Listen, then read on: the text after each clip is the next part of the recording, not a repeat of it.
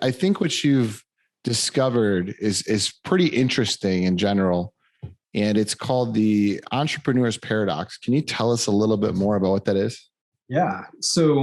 The entrepreneur's paradox is a concept that I turned into a book that is is not something you're going to find in business school.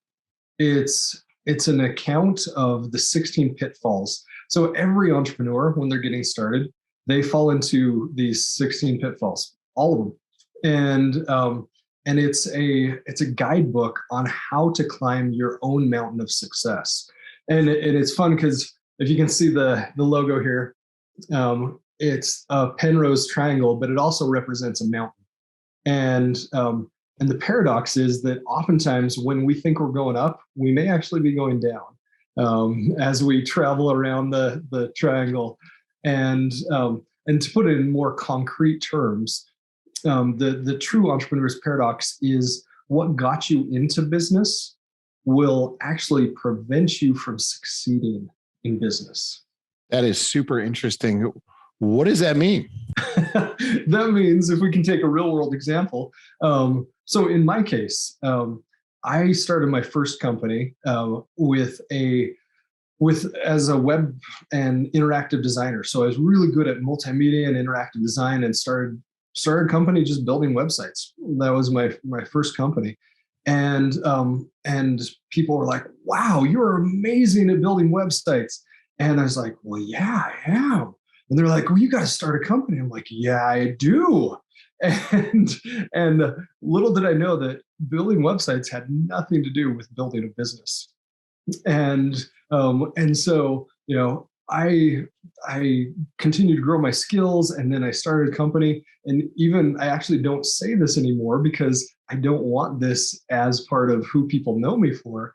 But at the time, there was an international certification, and in this particular technology, I placed second in the world out of tens of thousands of people for designing interactive media and websites. And so that was my skill. And the paradox is that I had to actually give up that skill in order to become a skilled business person. So how do you do that? Well, that's like, because your whole identity changes as well, doesn't it? So you're Yeah. like, hey, I'm really good at this particular thing, like web design or whatever. And now you're like, shoot, I have to leave that behind. So I really have two questions on that. The first one being, how do you do it? Great question. So oftentimes, like in my case, and with the cupcake baker and the guitar maker and it doesn't matter what business you have. Most people think, oh, my business is so special and so unique. And yes, it is, but it's the product that's special and unique. The business experience, the entrepreneurial life experience actually has a timeline. And if you tell me where you're at in the timeline, I can tell you what's coming next because the experience is so similar for almost every entrepreneur.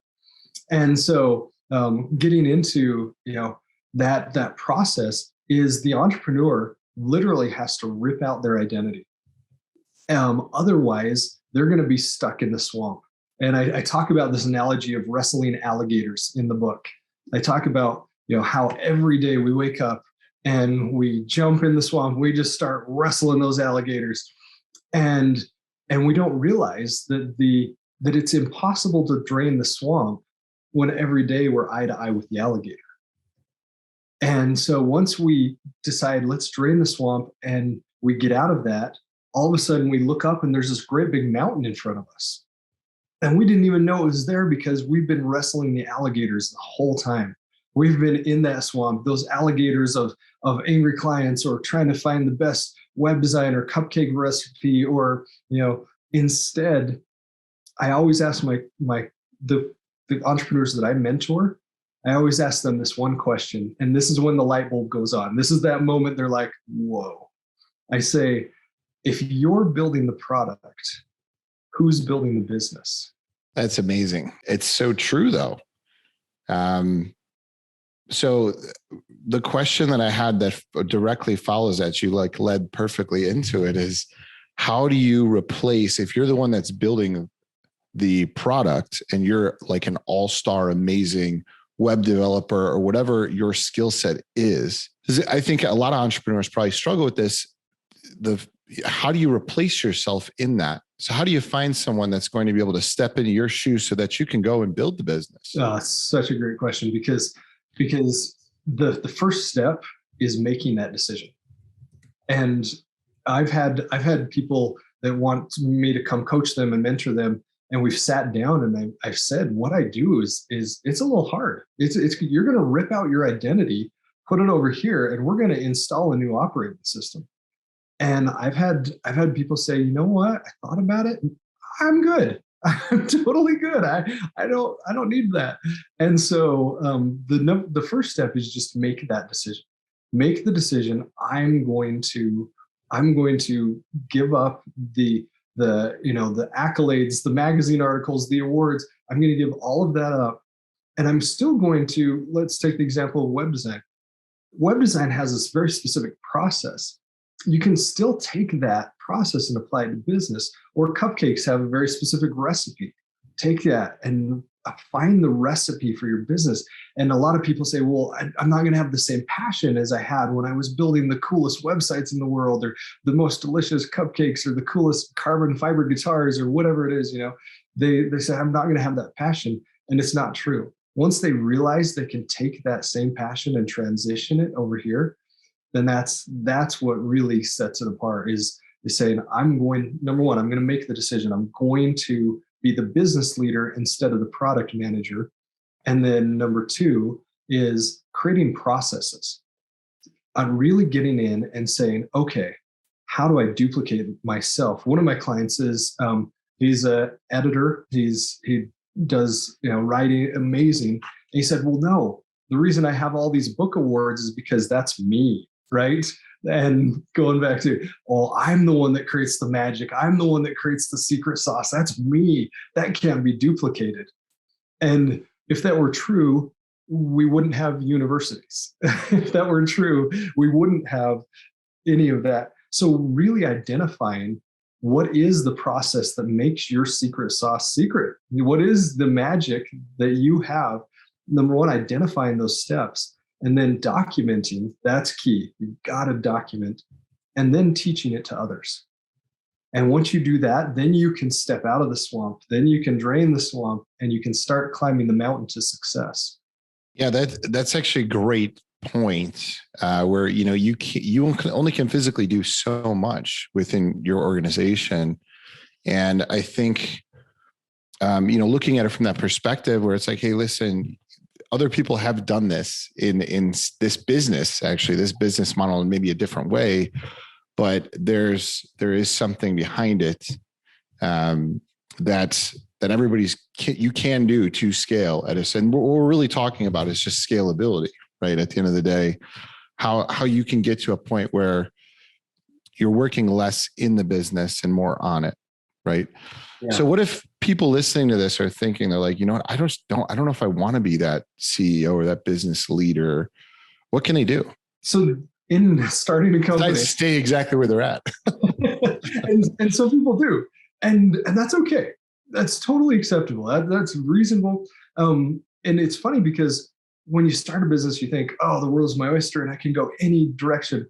But really, there's only 3 summits. There's only 3 mountains you can climb. And those mountains are lifestyle business, a buyer be bought strategy, or an IPO. That's it. Those are your 3 mountain peaks that you get to climb. And if it's a lifestyle business, I live here in Utah. Right behind my house is this gorgeous mountain called Mount Timpanogos, one of the most beautiful mountains in the world. And it's just under 12,000 feet. And I actually do a thing called Summit on the Summit, where I take entrepreneurs up the mountain and we do experiences along the way. And it's an amazing transformational thing, but the whole experience happens. We start in the middle of the night, we come back down by the next evening, and the whole experience happens in basically a day. And that's kind of like your lifestyle business, is that you can climb the mountain, you throw a couple PB&Js in the backpack, you can wear shorts, a little bit of water, you're good. you can do that, and you can do it by yourself. Not a good idea, but you can if you want to. Climb the mountain by yourself, all that, and so that's like the lifestyle business. And then the second peak is more like Kilimanjaro, which it's funny because when I wrote the book, I had written about 3/4 of the book before I went to Tanzania and climbed the big mountain. And I came back and rewrote the entire thing. It took another 4 months, but I rewrote the whole thing because of that experience.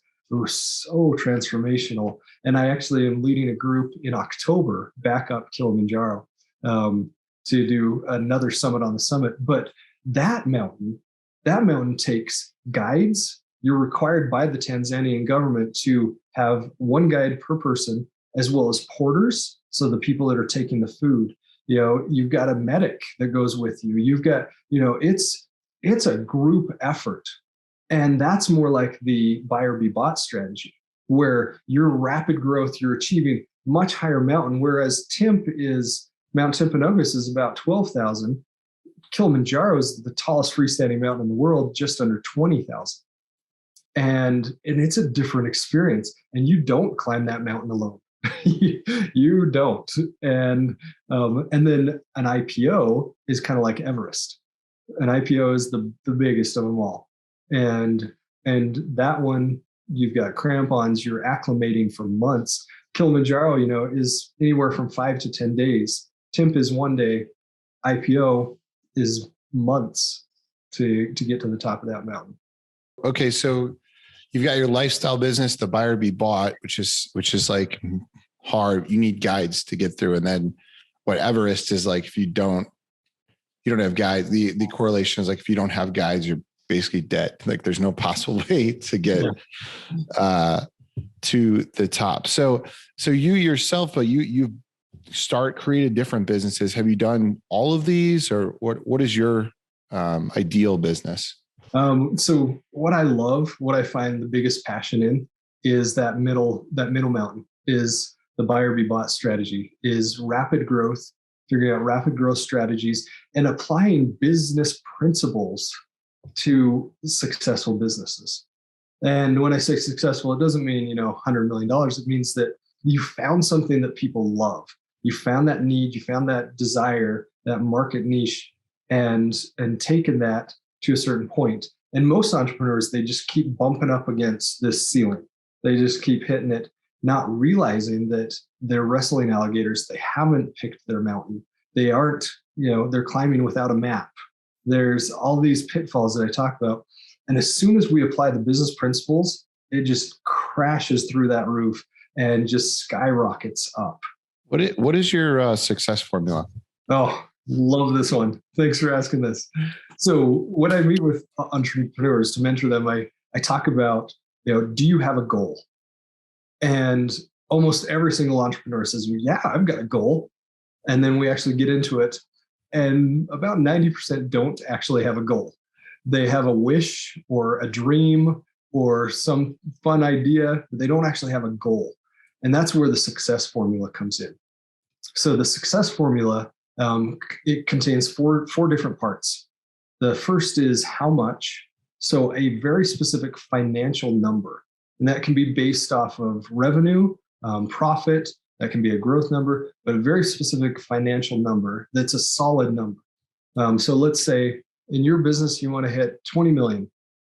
And then, so step one is how much, 2 is by when, 3 is for what, and the final step is and why. And if I can break those down, so the how much is a specific financial goal. The by when, this is actually part of the magic right here. The by when, most people say, yeah, I want to, 5 years from now, I'd love to have an exit or something like that. But they don't actually put a date on the calendar. They don't say September 1st of 2026, I'm going to hit the revenue number of $20 million. And so that putting that date on the calendar, it goes from this ambiguous future thing that, yeah, that'd be cool, to holy crap, September 1st, 2026, I've got to get going. I've got to have a roadmap.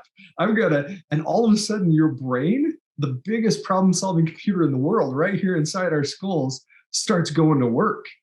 And not only that, when you put this out there, when you put this out into the universe says, hey, I see you. I'm going to help you. Thanks for letting me know where you want to go. And magic happens. So the how much, why, or by when, for what? So what is an event that's going to happen when you hit the 20 million? Are you going to buy another company? Are you going to get bought out? What is that? And then finally, the why. And putting those four pieces together, especially the why. What is it that's driving you? That's when companies I work with do this, they succeed. It's magic. It is such magic just by putting these things into real foundational values. That's incredible. Yeah, I love that, how you broke that out. Because I think, the one thing that I used to think about business is I was like, I want to create this business and I want to, end up on a beach, like sell it, retire, end up on a beach and be done. And I actually simulated that. And when I was 29, I got bought out of my business and I had more money than I ever had in my life. And I was just kind of in this place where I'm like, all right, let's go try this. I'm going to go travel the world for 100 days. I went 100 straight days around, started in Asia, and then I ended up on a beach in Australia. Nice. And I just woke up, did whatever I wanted, which was basically nothing, or pet koalas or something like that. And then I probably went out and had some drinks and tried to socialize a night. And I'll tell you, by the end of that, I was absolutely miserable. It was weird. Was not the result that I thought. And so now that I'm back in the driver's seat of my second business, it's really cool because I get to try again at the one that I kind of failed on the first time. And these things seem to all be in place. And it's a lot of fun to the point where I'm like, shoot, I don't even want to go do those things as much anymore. But my question for you is, you get to a point where you kind of achieve all those things, or let's say you get to the end and you sell and you do a big cash out. These people that sell their businesses and they get a big cash out, it's kind of like, then what? Why should they even do that? Why should they even get to that next peak? Or is it now it's time to get into something else? What are your thoughts on that? Because you've been inside and out of multiple businesses. If you're going after the buy or be bought or IPO, or just selling out of a business and being super wealthy, what's left after that? And what being in that circumstance, what do you do? What have you found to be a great use of your time after that? Yeah, that's why it's so important to understand what is your why. Because before that happens, before the cash out, before the equity event, understanding what is your why. Well, let me ask you, can I interview you for a second? Sure. Yeah. Love it. So what is Garrett's why? This is funny because the interview right after this is actually a person that helped me figure this out. So there is, and I think there's another entrepreneur by the name of Simon Sinek who does a find your why type of thing. So this guy's actually a right-hand person for him. But yeah, it's to lead with creativity so that we can grow together. And so I look at business with I like being creative in some context. Like I've started off with, there's certain things you can do that you just love doing all the time, but like we're talking about right now, they're not necessarily things that are going to make you rich in just that context. So like for me, I love to change the name of apartment complexes, or I love to do anything creative with graphic design. So that whole creative side of me, I had to figure out other ways to apply it into business. I could do that forever. And whether it's coming down to solving big issues, and leading so I lead with creativity so that we can grow together is really kind of the why. And that can be applicable in any context. But yeah, so that's my answer, my long-winded answer. I love it. And what I heard in that is I heard contribution. I heard that I'm going to contribute to those around me to make the world a better place. I heard creativity. I heard, passion in that. I heard that. And that's beautiful. That, it's like you were saying, 100 days on the beach. It doesn't have much purpose. It's nice as a getaway every now and then, but really doesn't have much purpose. Being able to contribute, being able to give back, being able to help others, like you're doing right now with this podcast and with the business you're building, that has meaning. That has a significant contribution to it.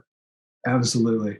So yeah, starting with that why. And it was so hard to find that, by the way, because Yeah, I think everybody has it inside of them somewhere.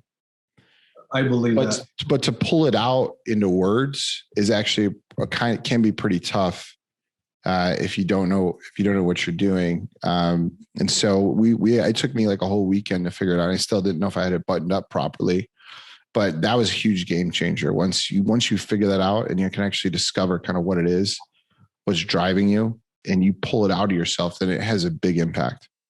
I love that. I love that you spent the time to do that, because that's where it's all about. And really digging into those emotions. Now, digging into the emotions of what is inside of me, because like you're saying, I truly believe everyone has greatness. Everyone. That's ubiquitous. I do too. Honestly, I think that every single person can figure it out and pull it out of them, but the majority live in this world of fear, and they can't step outside of their fears to get to the other side. And unfortunately, and so I've been super grateful to have been able to at least explore that. My version of that was, I think if I had gone into the whole family thing earlier, it might have been harder for me. So I kind of left that sidecar while I went and slept on couches and figured out how I was going to make my way to the top. Everybody has a different driver, but then there's people that they start families early, and that's their reason for moving forward. And they have a why behind that too. So, but I completely agree with you on that statement.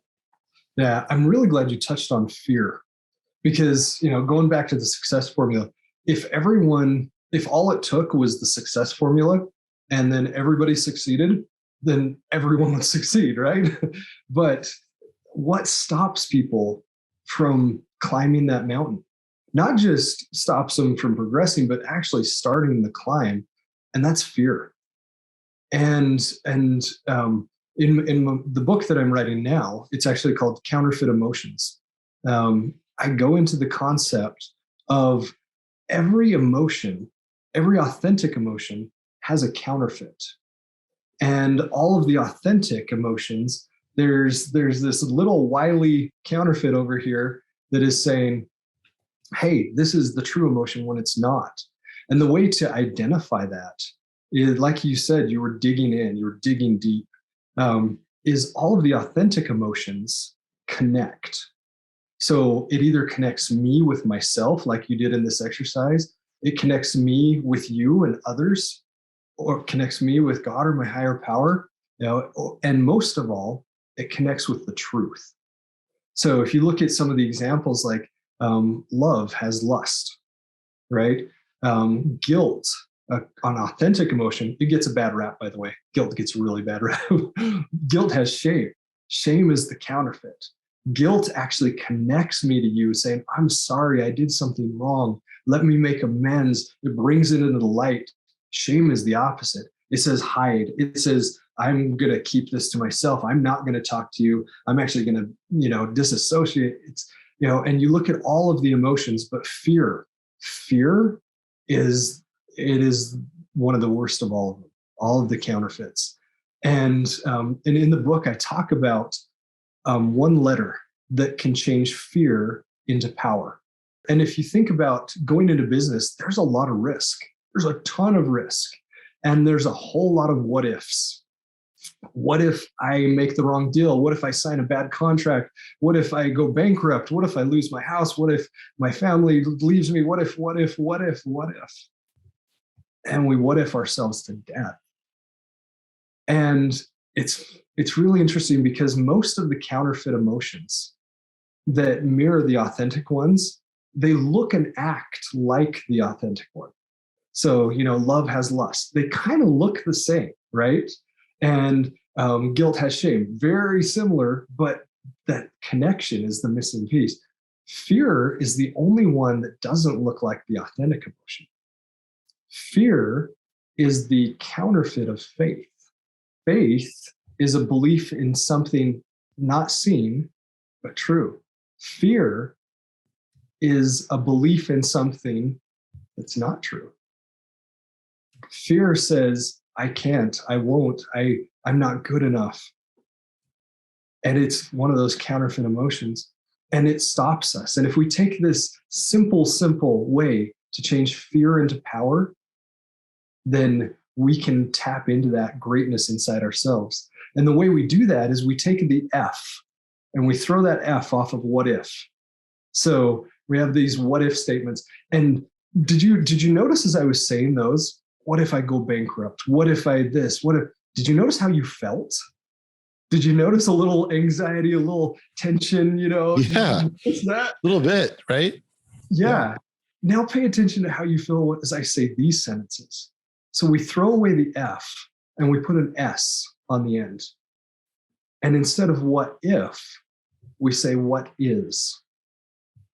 And it's key to recognize anytime we say what if, is throw that F off the end and say what is. And my dear friend Richard Bass, he coined a phrase, it was so beautiful. He said, fretting on the future fuels fear. Perplexing on the past produces pain. Only the present provides peace and power. And so putting that S on the end gets us into the present and taps into our power. Now listen to these statements. Ready? What is in my power to change? What is my goal? What is the truth about this situation? What is the thing I'm going to achieve? What is another way to make this happen? Do you feel how that resonates inside and is energizing and empowering? How different it can feel just changing that one letter. That's incredible. How did you come up with this concept of counterfeit emotions? This one I'm going to have to get personal on because it came through a lot of pain, and I lived a lot of my life in fear. And it was, as I was starting these companies, I was winning awards and being written up in magazines, and I had such imposter syndrome. I had an enormous amount of imposter syndrome. And through various things, it just built and built. And one of the authentic emotions is pain. And the counterfeit for pain is misery and suffering. Pain is inevitable. It has to happen. That's part of life. And pain, I've learned now through going through several hard things, a divorce and some really hard times, that pain is actually a gift. Pain is an authentic emotion. Misery and suffering is the counterfeit. And misery and suffering is steeped in blame and shame and all of those things, whereas pain is inevitable. And if we'll just surrender to the pain, if we'll just say, you know what? I have empathy for myself. I have empathy for me and what I'm going through, and surrender that pain to your higher power or to just life itself.